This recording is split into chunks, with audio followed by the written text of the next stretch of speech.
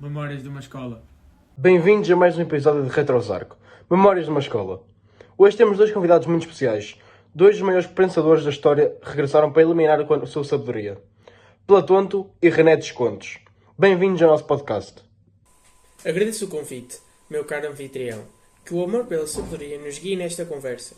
Também agradeço. Afinal, duvidar e questionar são o início de qualquer jornada filosófica. Antes de entrarmos na discussão sobre a evolução da filosofia e da ciência, gostaria de saber como surgiu a vossa vocação para a vida filosófica? O que vos levou a seguir este caminho? Uma excelente pergunta. A minha jornada filosófica começou, como tantas outras, na inquietação. Desde cedo percebi que o mundo estava repleto de contradições, verdades aparentes que se faziam ao menor questionamento. Os discursos políticos, as crenças populares. Tudo parecia assentar sobre bases frágeis. Foi então que decidi dedicar-me ao questionamento sistemático, à busca pela verdade, não como um fim absoluto, mas como um processo contínuo. No meu caso, a filosofia começou pela dúvida. Percebi que para alcançar qualquer certeza era necessário antes duvidar de tudo. Assim, nasceu o meu princípio fundamental. Cogito, ergo sum. Penso, logo existo. A razão tornou-se o pilar do meu pensamento e através dela busquei compreender a realidade e estabelecer um método seguro para alcançar o conhecimento verdadeiro. Fascinante! Então essa visão moldou a vossa perspectiva sobre a evolução da filosofia nos últimos 70 anos?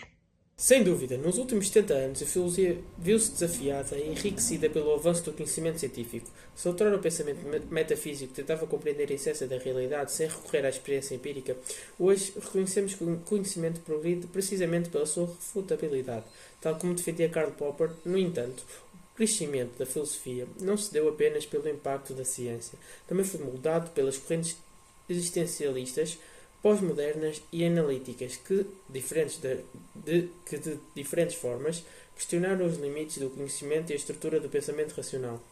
Concordo que a evolução da ciência trouxe novos desafios filosóficos, mas não podemos esquecer que a base racional do conhecimento ainda é essencial. A tecnologia e a ciência podem avançar, mas sem uma estrutura racional que organize o pensamento, arriscamos-nos a perder-nos em incertezas. A filosofia cartesiana continua relevante, pois sem um método seguro, como podemos distinguir o real do ilusório? Refutabilidade, dizes, Platonto. Podes desenvolver essa ideia para os nossos ouvintes? Claro, Popper argumentava que a ciência não avança pela verificação, mas antes pela falsificação. Se uma teoria não pudesse ser posta à prova e potencialmente refutada, não pode ser considerada científica. A ciência, tal como a filosofia, é um empreendimento humano falível e uma constante revisão. A evolução da ciência, portanto, não se dá por meio da acumulação de verdades absolutas, mas sim pela substituição de teorias obsoletas por explicações mais robustas e testáveis. Ainda que a refutabilidade seja um critério válido, penso que a razão deve continuar a ser a base da investigação filosófica e científica. Podemos falsificar hipóteses, mas sem um pensamento estruturado, como garantir que as conclusões são legítimas? Popper rejeitava o dogmatismo, mas mesmo na ciência há axiomas que precisamos de aceitar como ponto de partida. Então dirás que a filosofia tem acompanhado essa evolução? Em parte, a filosofia da ciência absorveu muito bem estas ideias, mas ainda há correntes filosóficas que resistem ao espírito crítico popperiano. Veja-se, por exemplo, o persistente idealismo em algumas vertentes do pensamento pós-moderno, que relativiza a verdade a tal ponto que quase nos leva a um novo sofismo. No entanto, os desenvolvimentos na epistemologia e na filosofia da mente demonstram que a busca pela verdade continua viva e que a abordagem crítica do conhecimento é mais relevante do que nunca. A filosofia sempre foi a base da ciência, e não podemos esquecer que, sem um método racional, a falsificabilidade pode tornar-se um conceito vago. Se tudo pode ser refutado, como distinguimos o que é conhecimento válido? A estrutura cartesiana do pensamento ainda é essencial para a ciência possa evoluir de forma ordenada. O que direis sobre a relação entre a filosofia e a tecnologia, sobretudo com a ascensão da inteligência artificial?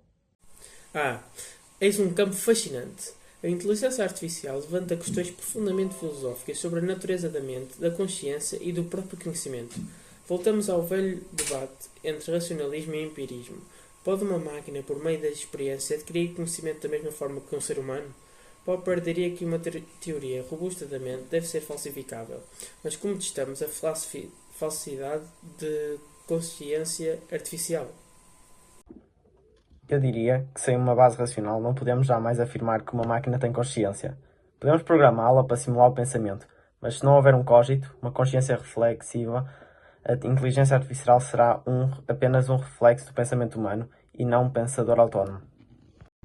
Essa é uma questão que inquieta muitos filósofos e cientistas. Para terminarmos, o que acham que o futuro nos reserva em termos filosóficos? O futuro da filosofia depende da nossa disposição para continuar a questionar.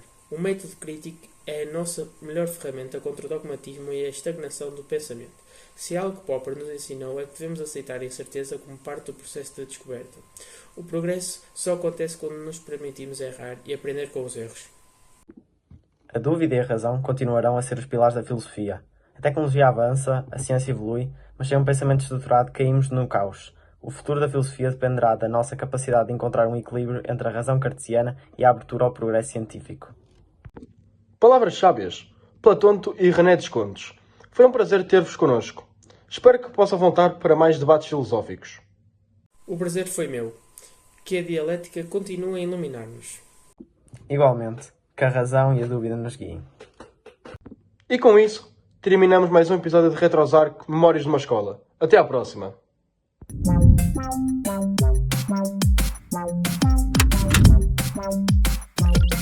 Retrosarco. Memórias de uma Escola.